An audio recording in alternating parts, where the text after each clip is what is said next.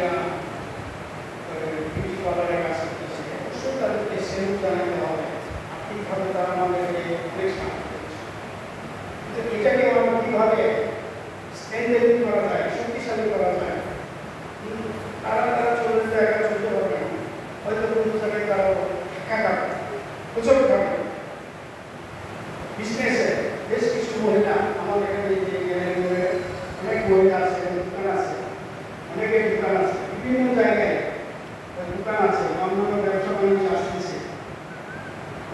এদেরকে আরো মরালি বা অন্যান্য